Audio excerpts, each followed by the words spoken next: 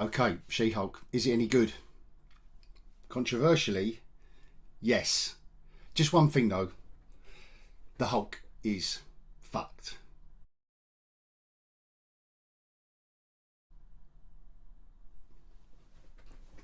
Voila. Right, so let's get into it. Yeah, I laughed. Dismal Minus have actually done a show that is intentionally funny. Who knew? Who knew? I'm quite happy actually that they've actually. This is probably the comic that Dismal was set up to do right, because it was a roustabout run around taking the piss out of fanboys, out of comicdom. It was taking the piss out of anything. So, but that's what they've been doing with everything we love through Phase 4 from the end of Endgame onwards. But they've been doing it this time. They meant it, because they're doing a funny comic. They're interpreting funny material. So for me, I think it worked. It worked from the beginning.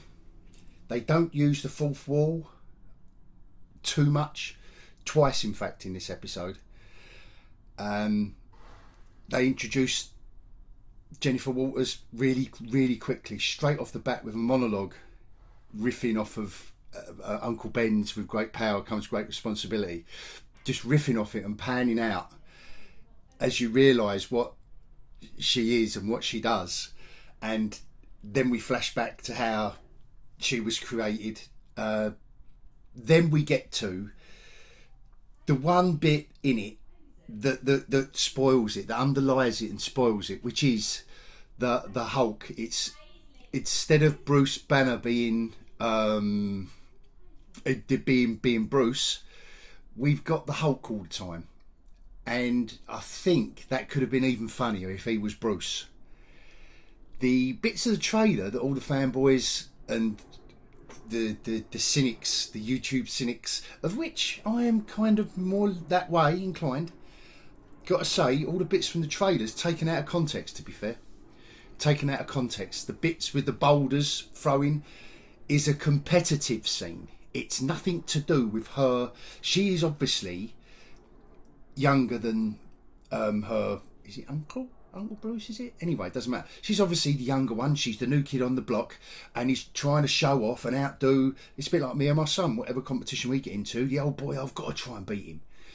It's competitive. So that was just taken out of context by everyone, But is that our fault, or cynic's fault, or is it the fault of the trailer, mate? Because they didn't make that look a competitive thing. In the show, it's funny. In the show, it's funny. It isn't about emasculating the Hulk. I think cynics are going to take a view on this, but let's see. I think the cynics are going to reverse, because nothing they have said is actually coming to pass in this first episode. It is nothing to do with, apart from the Hulk. Forget the Hulk now, he's fucked. That's all I'm going to say. The Hulk is fucked. If they'd have just used Bruce Banner more, instead of these silly Hulk things. But I've got to say, it is mostly, most of this episode is just a great first episode. Yeah, it's a woman, but it's not all about women empowerment and whamming can do this and whamming can do that, which I know it's already been attacked for on the basis of the trailer and a couple of clips.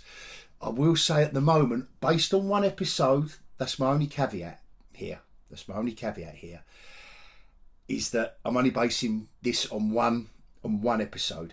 The Steve Rogers chat that they have, that we've seen, or you may have seen the clip of.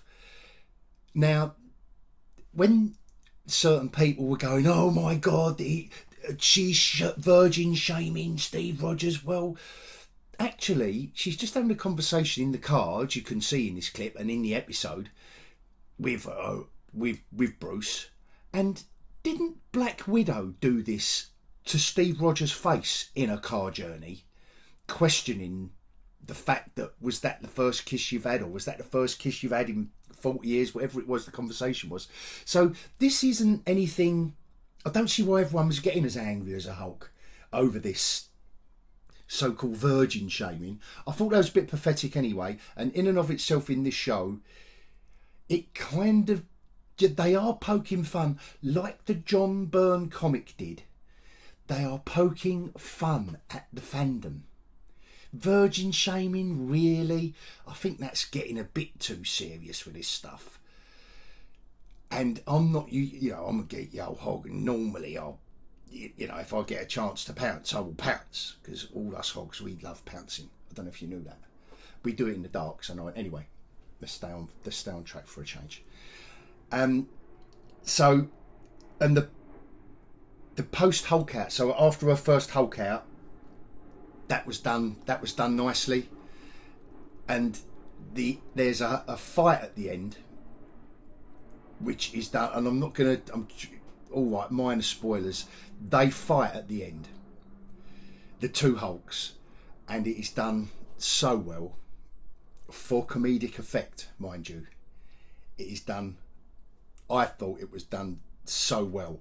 I literally, as the younger hogs call it, I literally lolled. I literally LOL'd at it, which is marvellous because that's the first time with a Dismal content that it was intentional. They meant to make people laugh, and I did. So I'm giving this a first episode a thumbs up. I'm not going to score it out of 10 or anything like that, apart from the fact, I mean, there is a big hole in it, but at the moment I'm going to try and overlook that, because it might be that, we only see him for this one episode, because she does kind of say, I've got to get on with my life at the end of this episode. So first episode set up, learn to know, blah blah blah blah, anger, oh no, you don't have to get angry, la la la, boom, done. But there was some good jokes, well directed, I would say, well written, well directed. No respect for the Hulk as he stands as a comic character and within the Marvel universe. That he is done now, if they keep this as canon. And I think this is where the danger's going to lie. And we all know Daredevil's coming. So for now, I did enjoy this episode, but you've got to just forget the Hulk. He's fucked. That character's fucked. Move on with it. When you get over that hurdle, and I know it's going to be a big one, it's going to be an insurmountable one for some people to get over, but somehow I just got over it. Maybe I was in a good mood, maybe I got up too early, maybe my coffee was too strong. Anyway, I recommend it, and I'll make this a nice quick one. I won't waffle too much, and bid you adieu.